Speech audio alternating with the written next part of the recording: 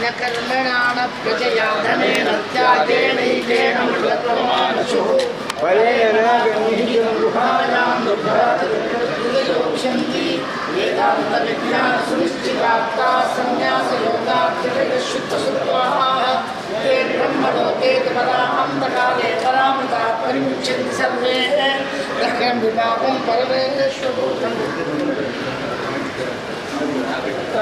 माध्यन्तिनकुं सवनय्यथा चक्षुश्च श्रोत्रं च दोतृतीयसवनय्यथा वा प्रतिष्ठा च पुरुषसंवितो वा एष यज्ञो स्थूलिः। हरिः ओम्।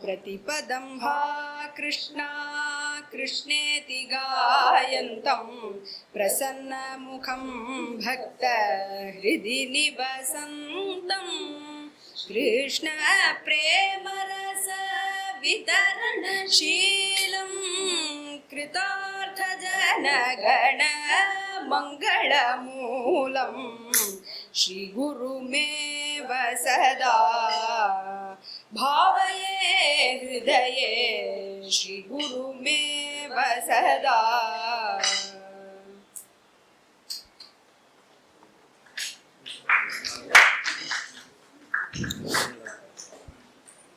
श्री गुरुभ्यो नमः। धन्याः वयं एतस्याः सभायाः मध्याह्नसत्रे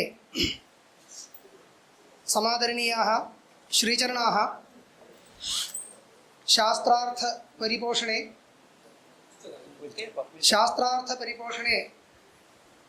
बद्धदीक्षाः सनातनधर्मसंरक्षणे च श्रद्धालवः अस्माकं आमन्त्रणम् अङ्गीकृत्य समागताः इति अस्मान् अनुगृह्णन्तु इति सम्प्रार्थ्य प्राचार्यान् सम्प्रार्थये राङ्कवमालादि समर्पणेन तेभ्यः समर्पणेन सर्वान् अस्मान् अनुग्रहभाजः कुर्वन्तु इति।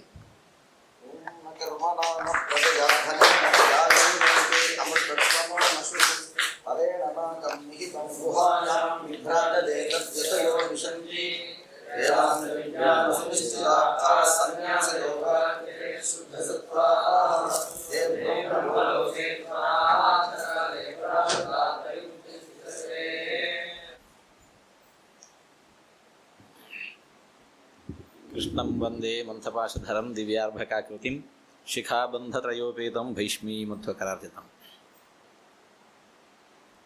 एतावत्पर्यन्तं शास्त्रगोष्ठ्यां सर्वैरस्माभिः अत्र समेतं वर्तते। वादे वादे जायते तत्त्वबोधः इति वर्तते। अपि च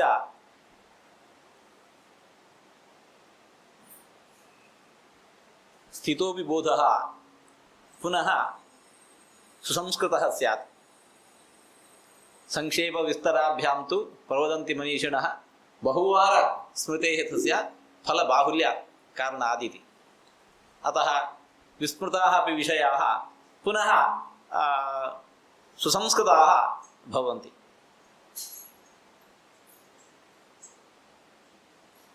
शब्दस्तु एक एव, शास्त्रान्तरेषु अर्थः विभिन्नः। पारिभाषिकाः शब्दाः बहवः वर्तन्ते। इदानीं श्रुतं तादात्म्य शब्दः एकस्मिन् शास्त्रे एकमर्थं वदति, अपरस्मिन् च शास्त्रे अपरमर्थं वदति। अतः पारिभाषिकशब्दानां ज्ञानमपि सर्वप्रथमतः आवश्यकं भवति। एतावत्तु निश्चितम् एकं सुभाषितं वर्तते, यदा किञ्चिज्ञोऽहं द्विप इव मदान्धः समभवम्। यदा किञ्चिज्ञोऽहं द्विप इव मदान्धः समभवम् तदा सर्वज्ञोऽस्मि इति अभवदवलिप्तं मम मनः। यदा किञ्चिज्ञोऽहं द्विप इव मदान्धः समभवम् तदा सर्वज्ञोऽस्मि इति अभवत् अवलिप्तं मम मनः। यदा किंचित किंचित बुधजन सकाशात् अवगतम् एतादृश गोष्ठ्याम् अत्र आगमनेन यदा किंचित किंचित बुधजन सकाशात् अवगतम् तदा मूर्खोऽस्मि इति ज्वर इव व्यपगतो मदः। तदा मूर्खोऽस्मि इति ज्वर इव व्यपगतः मम मदः। यदा किञ्चिज्ञः अहं प्रथमतः एवं भवति, अहमेव सर्वज्ञः इति। अहमेव सर्वज्ञः इति। अन्यः कश्चन सर्वज्ञः नास्ति। यदा किञ्चित् किञ्चित् बुधजन सकाशात् अवगतं भवति तदा अहमपि सर्वज्ञः इति। अहमपि सर्वज्ञः। पूर्वं तु अहमेव सर्वज्ञः इति, इदानीं तु अहमपि सर्वज्ञः। पुनश्च एवं भवति, अहं सर्वज्ञो वा न वा इति। अहं सर्वज्ञो वा न वा। पुनः अवगते सति नाहं सर्वज्ञः, अहं किञ्चिज्ञः। पुनः पुनः जाने सति नाहं अज्ञः अपि तु मूर्खः, मूर्खोऽस्मि इति। ज्वर इव गतो मे मदः। द्विपानां मदः एकवारमेव उद्बुद्धो भवति।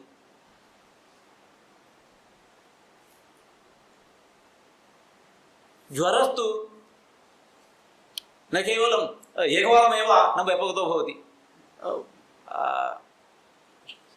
समयः बहु आवश्यकः भवति। मदस्तु एकवारमेव उद्बुद्धो भवति, ज्वर व्यपगमने तु अत्यन्तं विलम्बः सञ्जायते। अस्य परिज्ञानम् अत्र साक्षात् भवति। विदुषां मध्ये यदा स्थितिः भवति, विदुषां मध्ये यदा स्थितिः भवति तदा अस्य सुभाषितस्य अवगमनं सम्यक् समीचीनतया भवति। अतः सर्वैरपि एतादृशासु सभासु पुनः पुनः सम्मेलनं भवेत्। अद्य अनेके विदुषः स्वस्व शास्त्रानुसारेण महान्तं विषयं प्रस्तुतवन्तः। काव्यशास्त्रविनोदेन कालो गच्छति धीमतां, व्यसनेन तु मूर्खाणां निद्रया कलहेन वा इति भवति। एते सर्वे भवन्तः विद्वांसः अत्र एतावन्तं विषयं प्रस्तुतवन्तः।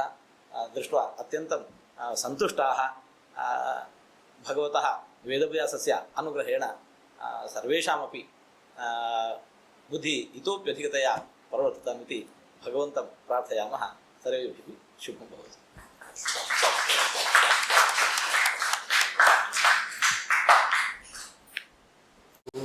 सहनः